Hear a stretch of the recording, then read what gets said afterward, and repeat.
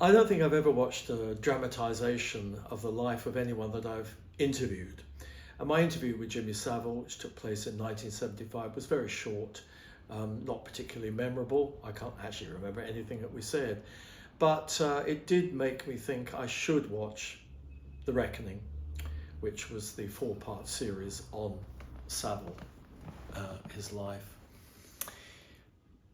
I found it empty, because why wouldn't it be empty? It's about an empty shell. It's about someone that didn't really exist, didn't really, apart from his mother perhaps, care about any other living human being.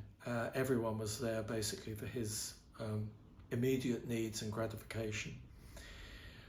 My impression of Savile when I met him was an extremely cruel and angry person, very aggressive. Probably out of the scores of people I've interviewed, there are only 4 people that I look upon as being unpleasant, and he would be one of that quartet. I'm not going to name the others because 2 of them are alive and you shouldn't libel the dead, but I will libel Jimmy Savile. Slander, sorry. So what did I think of the series? I found it pretty dull. I found the problem with it was that there was no person that he actually had a really interesting dramatic relationship with outside his mother, who seemed to fear and eventually loathe him. There was no girlfriend, there was no boyfriend, there was no husband, there was no granny, there was no grandfather, brother. There was no one really that he could relate to, or indeed wanted to relate to, because he was basically relating to his own very primitive and basic needs.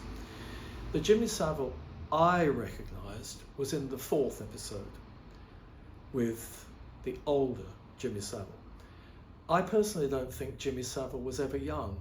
I think he was always a dirty old man, always a troll, always someone hiding under a bridge, ready to lash out, reach out, catch you.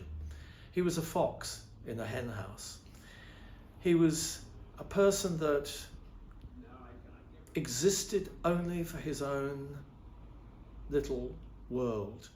And when you've got a 4-part series, that's a very narrow opening for drama and for empathy.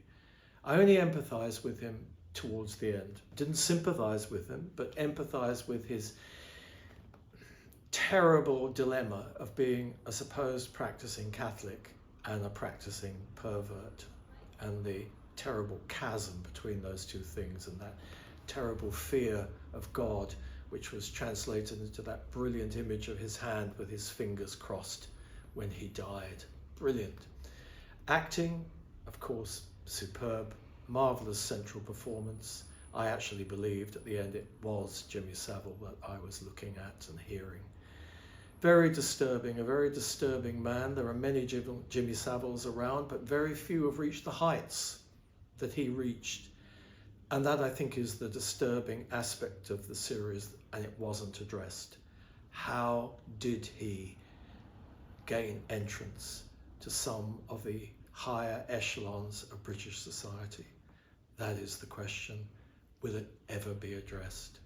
I think it should.